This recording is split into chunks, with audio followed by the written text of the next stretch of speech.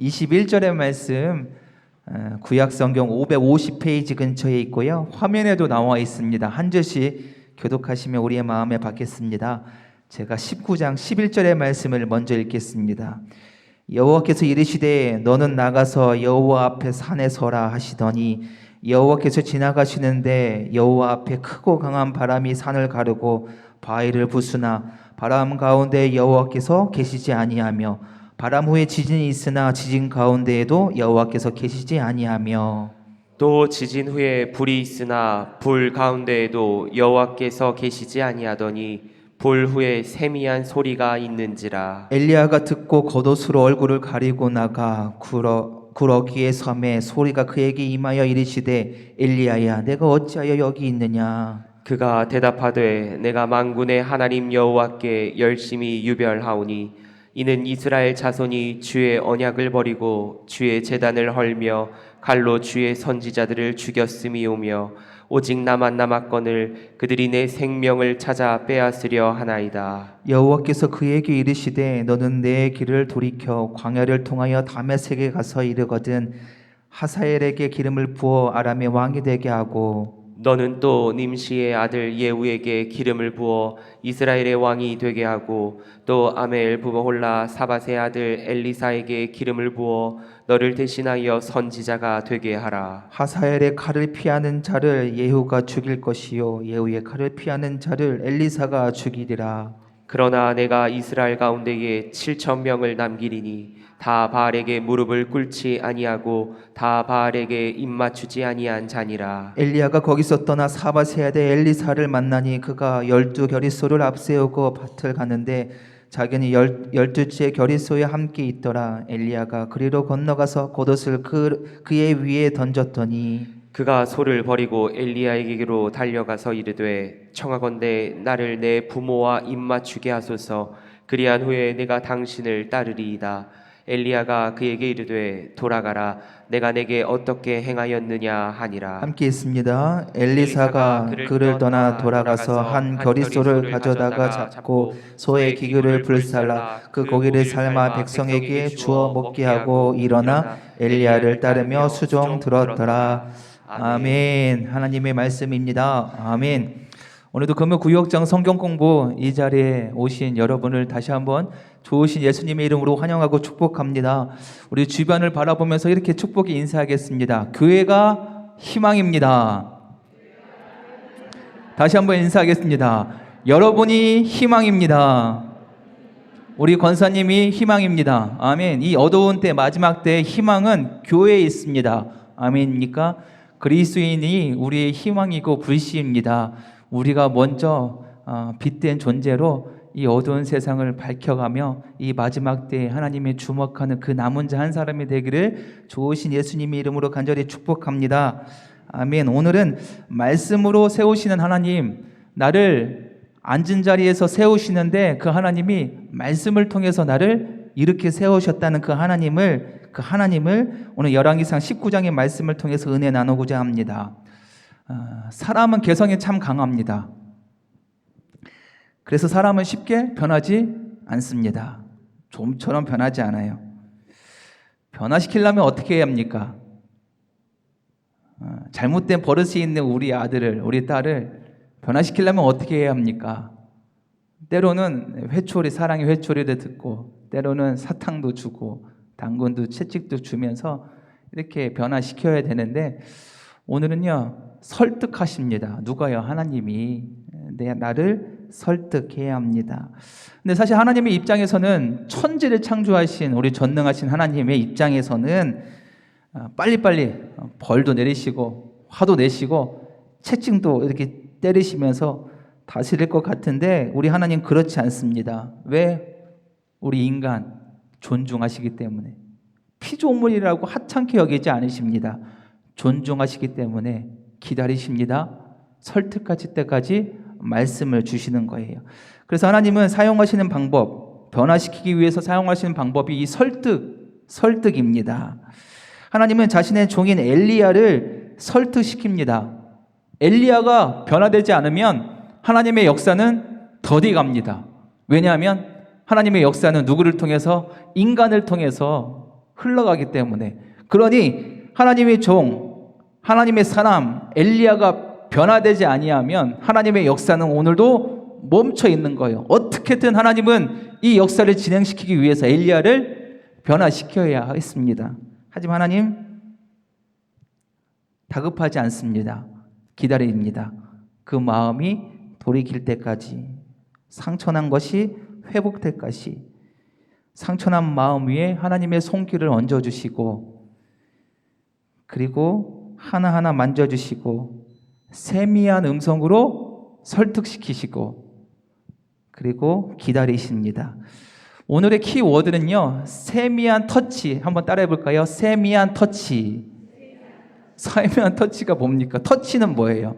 만져주신다는 거예요. 저는 이것을 우리나라 말로 감싸 안는다는 거예요. 마음과 마음이, 가슴과 가슴이 꼭 끼안는다. 이것이 오늘 말씀의 키워드다. 그래서 이 자리에 모인 우리 구역자님이 누군가 마음이 상한 누군가에게 위로와 사랑을 전달해주는 그런 터치, 손길, 그 마음이 되기를 좋으신 예수님의 이름으로 축복합니다. 오늘 배경 이야기는 어떤 내용일까? 오늘 말씀의 배경은 어떤 말씀일까? 우리 화면에도 나와 있고요, 우리 주보에도 나와 있습니다. 한 목소리로 함께 있습니다. 시작. 엘리야는 아합의 아내 이세벨의 살해 위협을 피해 호렙산 동굴로 도망칩니다. 엘리야는 수많은 이적과 기사로 850명의 거짓 선지자를 물리치고 하나님의 능력을 만천하에 알린 장본인입니다. 그러나 이스라엘 백성은 여전히 우상 숭배의 죄에 빠져 있었습니다. 엘리야의 고백은 인간의 힘으로는 죄의 문제를 해결할 수 없음을 인정하는 것입니다. 하나님은 세미한 음성으로 엘리야에게 나타나셔서 새로운 소명을 주시며 말씀하십니다. 내가 이스라엘 가운데 7,000명을 남기리니. 이 말씀은 절망과 죽음의 그림자가 드리운 엘리야에게 큰 위로가 되었습니다. 또한 하나님은 엘리야에게 주신 소명을 이룰 후계자 엘리사를 만나게 하십니다. 엘리야에게 세미한 음성으로 임재하셨던 하나님은 엘리사뿐 아니라 남은 자들을 준비하셔서 그분의 뜻을 온전히 성취하십니다. 하나님은 언제나 남은 자를 구별해 구속사의 도구로 사용하셨습니다. 아멘, 아멘. 엘리야는 갈멜산에서 전투를 합니다. 거짓 선지자 850명과 전투를 합니다. 엄청난 목숨을 건 싸움을 통해서 누가 이겼습니까? 하나님. 그날에는 살아계신 하나님이 이기셨습니다. 아멘. 그날에는 살아계신 하나님의 영광이 가득했지만 당장 그날이 지난 내일에는요, 변하는 것이 하나도 없었습니다. 그날에는 갈멜산에서 850의 선지자가 죽고 살아계신 하나님의 영광이 높였지만 다음 날에는 세상은 똑같았다는 거예요. 변하지 않았어요. 엘리야는 3년 넘게 이 전투만 기다렸습니다. 기도로 준비했습니다. 무장했습니다. 그리고 하나님의 뜻대로 승리를 거두게 하셨습니다. 산 위에 정상에 섰습니다. 이제 봄이 시작되어야 되잖아요. 이스라엘에 야훼의 봄이 이제 봄이 시작되면 뭐가 해야 됩니까? 새싹이 피고 당장 내일 꽃도 피고요. 빨리빨리 열매도 맺어야 하지 않습니까? 하나님 승리하셨잖아요. 전투에서 그런데 속도가 더딥니다. 엘리야는 승리했다고 생각했지만 아합 뒤에 누가 있습니까? 이세벨은 호락호락하지 않습니다. 예수님이 십자가에서 승리하셨지만 아직도 세상은 호락호락하지 않습니다. 아직도 세상은 악으로 판을 친다는 거예요. 승리했지만 세상은 변하지 않았습니다. 새 봄은 시작되었지만 아직 새싹이 트지 않았습니다. 꽃이 피지 않았습니다. 악의 세력은 아직도 남아 있습니다. 이것 때문에 엘리야는 끝까지 괴롭습니다. 여기서 오는 허탈감 생각해 보십시오. 승리했는데 변한 것이 없습니다. 오히려 저 이세벨은 나를 죽이려고 또 저렇게 달려옵니다. 엘리야의 마음에는 허탈하고 또 탈진했습니다. 너무도 과로했습니다. 무기력합니다. 허무합니다.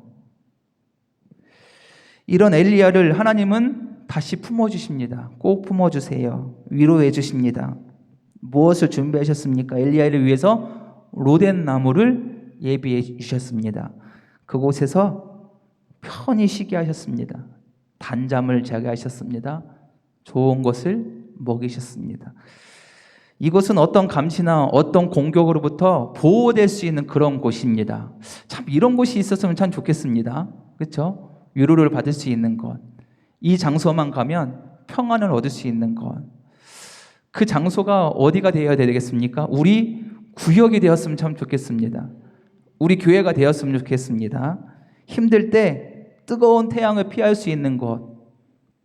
좀 높은 언덕을 지날 때 잠시 한숨 돌리며 쉬어갈 수 있는 그곳이 우리 구역, 우리 성교회, 우리 교회가 되기를 간절히 축복합니다. 때로는 장소가 아니라 사람일 수도 있습니다. 그렇죠? 이 사람만, 이 권사님만 다가가면 마음이 위로가, 소망이 생깁니다.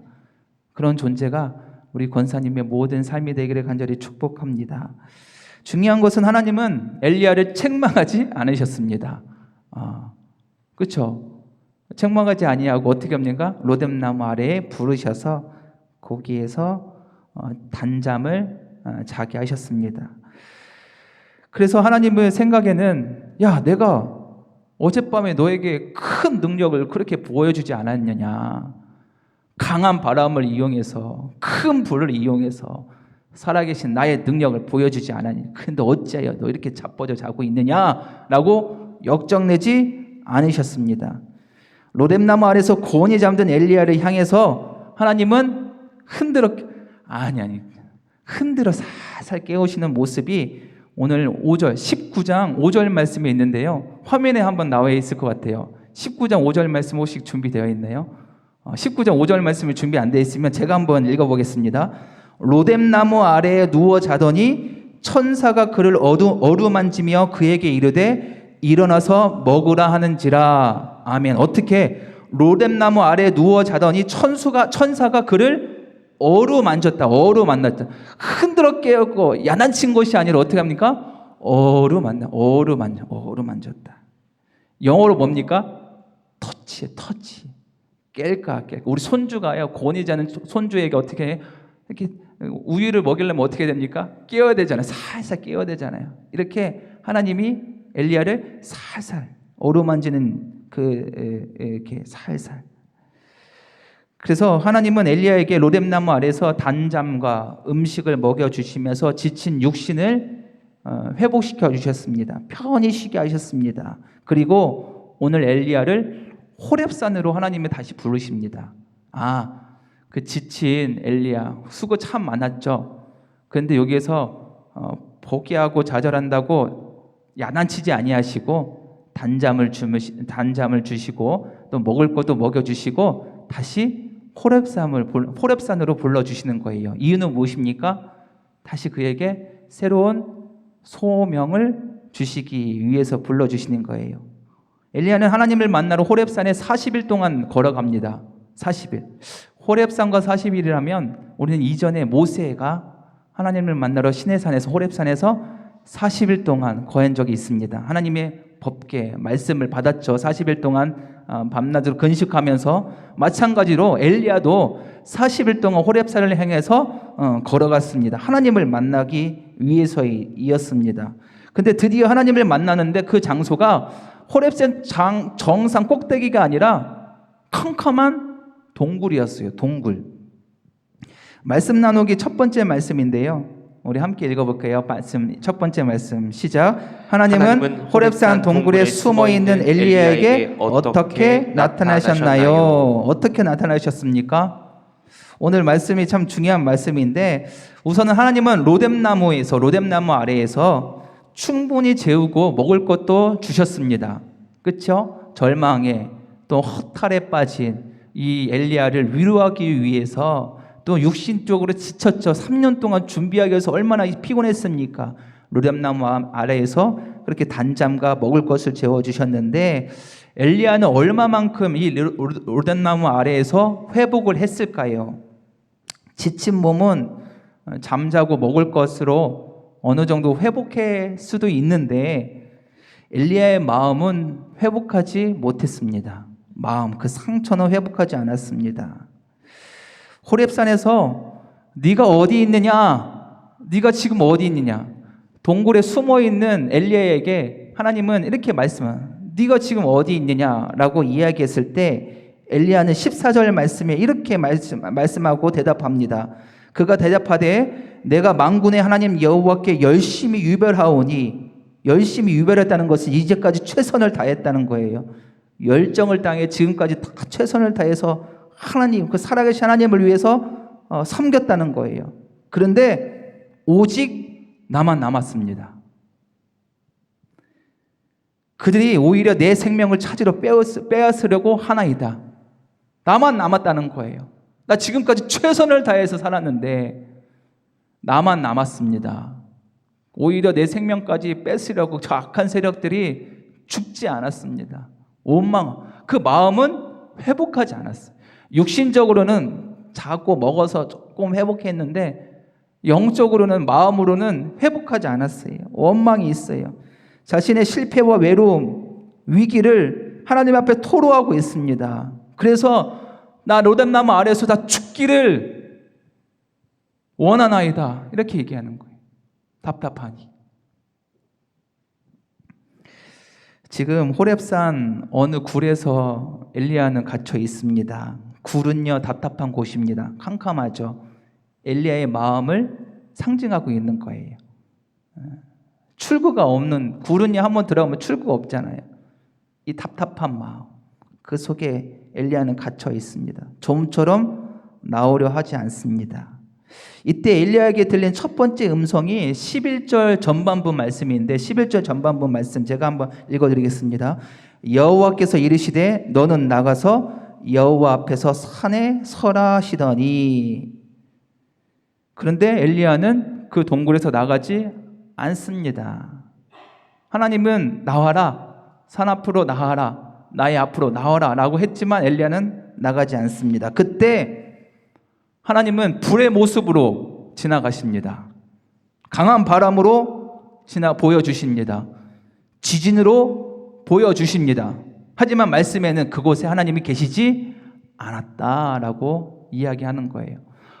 하나님은 이제 엘리야를 동굴 속에서 이제 이렇게 끄집어 내야 되잖아요. 방법을 처음에는 불의 모습으로, 두 번째 강한 바람으로, 세 번째는 지진 모습으로 다가셨는데 그곳에 하나님이 계시지 않았다. 하나님의 방법은 이 방법이었다는 거예요?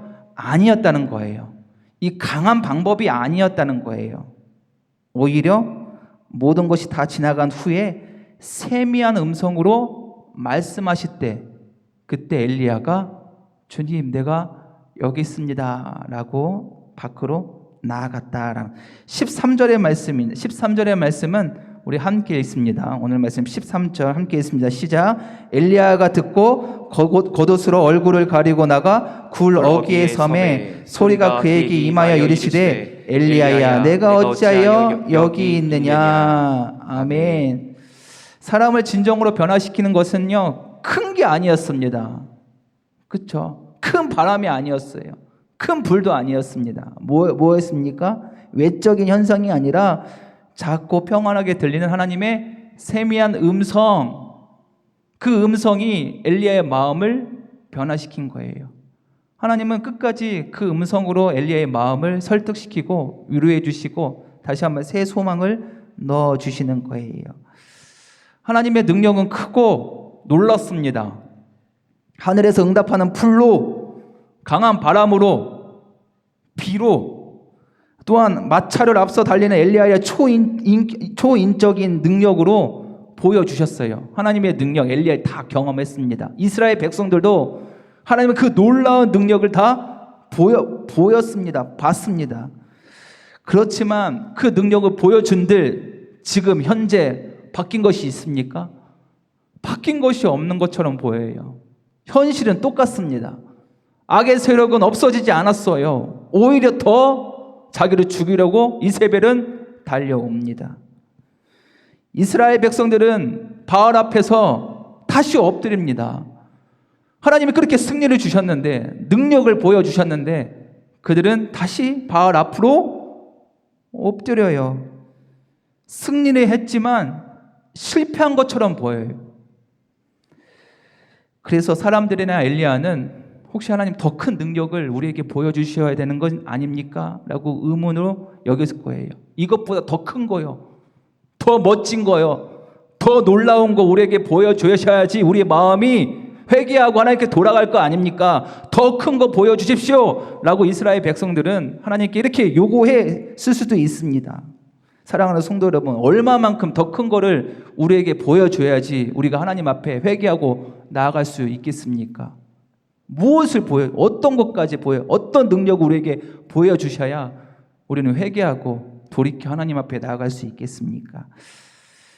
복음서에서 예수님의 탄식에 나오는 내용도 이 내용입니다. 서기관과 한두가 바리새인 중에 몇 사람이 예수님께 나와서 표적을 구합니다. 우리에게 표적을 보여주십시오. 근데 예수님은 이미 기적과 이적을 다 보여주셨어요.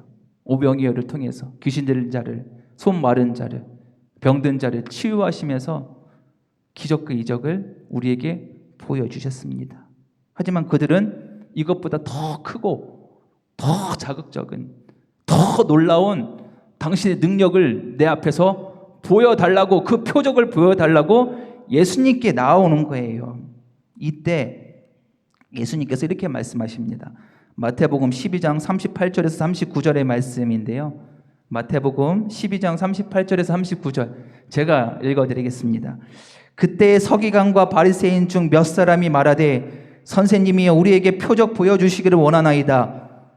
예수님이 말씀하십니다. 예수께서 대답하여 이르시되 악하고 음란한 세대가 표적을 구하나 나는 선지자 요나의 표적밖에는 너에게 보일 표적이 없느니라.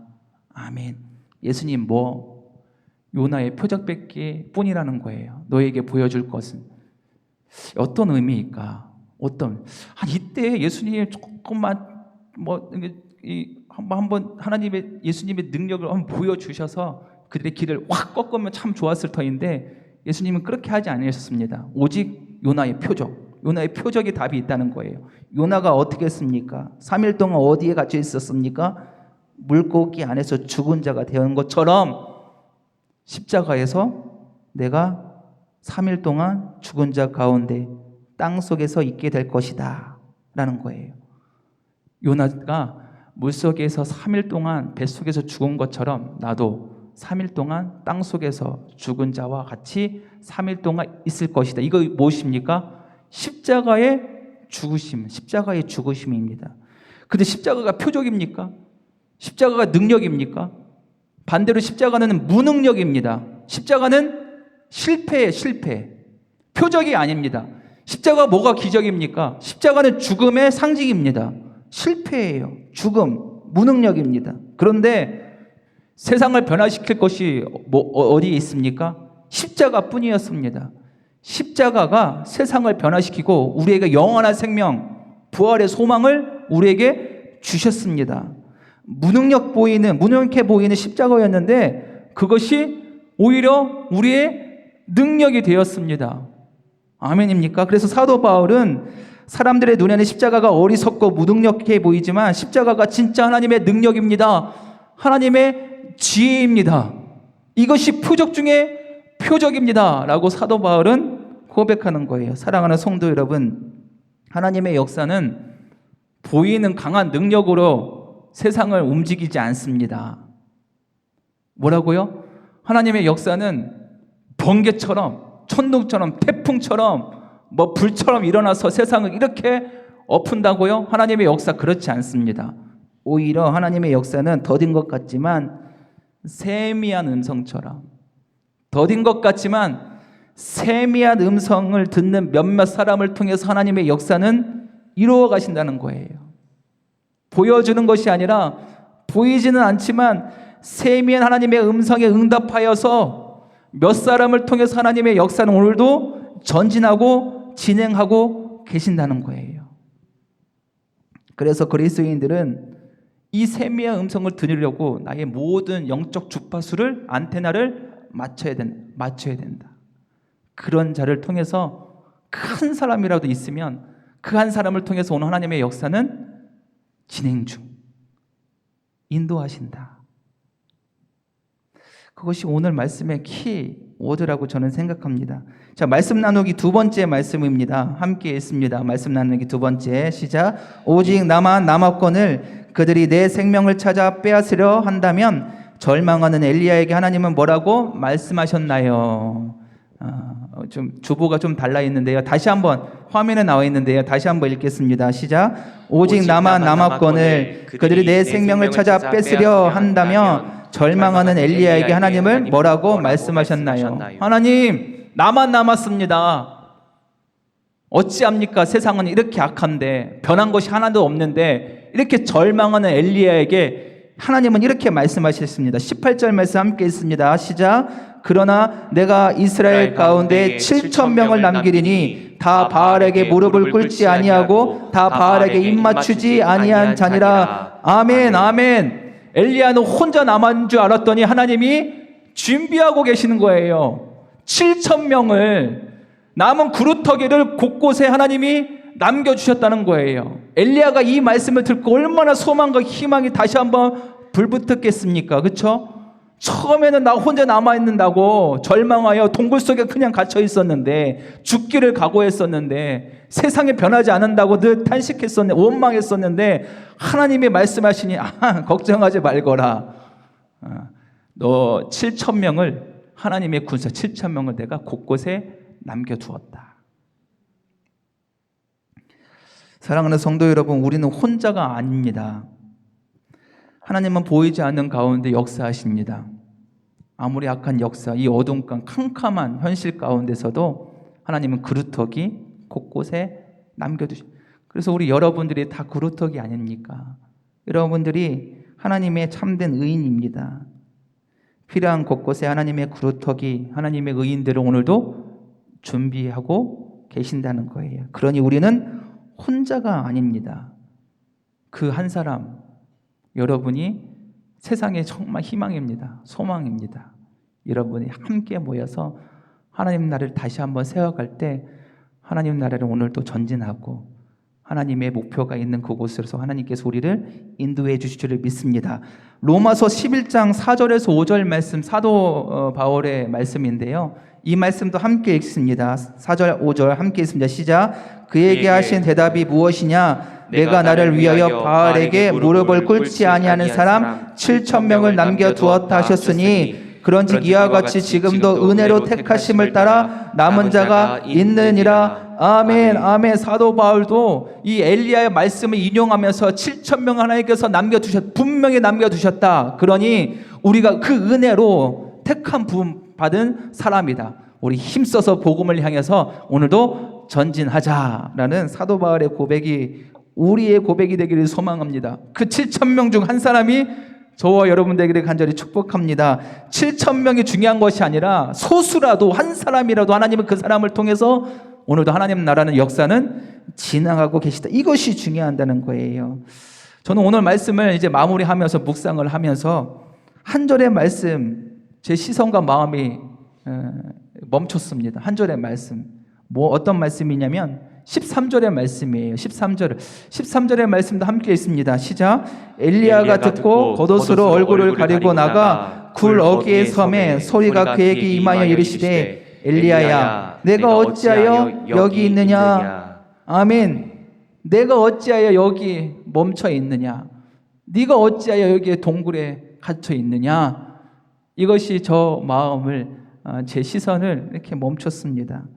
이것이 모든 하나님의 사명자들을 향한 주님의 물으심이 아닐까 생각합니다. 어찌하여 현실이 딱딱하다고 절망 가운데 있더라고, 여기에 왜 주저앉고 멈춰 있느냐? 주님의 저는 물으심이라고 합니다. 저 들었습니다. 너는 나가서 부지런히 말씀을 전해야 한다. 씨를 뿌려야 한다. 무기력 없이, 목적 없이 동굴술에 갇혀서 여기 앉아 있으면 아니 된다. 네가 어찌하여 여기 있느냐? 그 주님의 물음에, 주님 죄송합니다. 다시 일어나 눈물이 있는 곳, 아픔이 있는 곳을 향해서 저도 주님의 손길을 아픈 자를 향해서 나아가겠습니다 라고 고백하는 저와 여러분 되기를 간절히 소망합니다. 사랑하는 우리 구역장 성도 여러분, 우리가 나아갈 곳이 있습니다. 세미한 음성과 터치가 필요한 곳이 있어요. 변화가 필요한 사람이 있습니다. 위로가 필요한 사람이 있습니다. 근데 이 사람을 진정으로 변화시키는 것은 외적인 크고 좋고 많고 이런 것이 아닙니다. 눈에 보이는 것이 아니에요. 뭐입니까? 세미한 음성, 세미한 하나님의 말씀으로 우리 주변에 있는 많은 사람들에게 변화를 시킬 수가 있는 거예요. 그 변화를 위해서 우리를 불러주셨습니다. 한 사람으로, 7,000명의 한 사람으로 우리를 그루터기로 불러주시는 거예요. 그러는 그 소명 가지고, 그 세미한 말씀의 음성 가지고 필요한 위로가 필요한, 그리고 회복이 필요한 곳곳을 향해서 우리가 나아가고 전해야 합니다. 그럴 때 그 세미한 하나님의 말씀을 통해서 그 사람이 반드시 변화되고 주님의 품으로 다시 돌아올 줄을 믿습니다. 우리 구역원들 구석구석 많이 있습니다. 변화가 필요한 곳, 끝까지 하나님의 말씀으로 설득하십시오. 주님의 세미한 음성으로, 말씀으로 끝까지 다가가십시오. 그 말씀이 그 강팍한 심령을 부드럽게 녹여주셔서 다시 한번 주님의 품으로 온 구역이 주님의 제단으로, 주님의 성전으로 돌아오는 그때가 오게 될 것입니다. 그 사명을 향해서 여러분, 우리 구역장님들을 주님께서 불러주셨으니 오늘도 아멘 순종하며 나아가는 저와 여러분 되기를 좋으신 예수님의 이름으로 간절히 축원합니다. 아멘. 우리 말씀을 마음에 새기며 마음이 상한 자를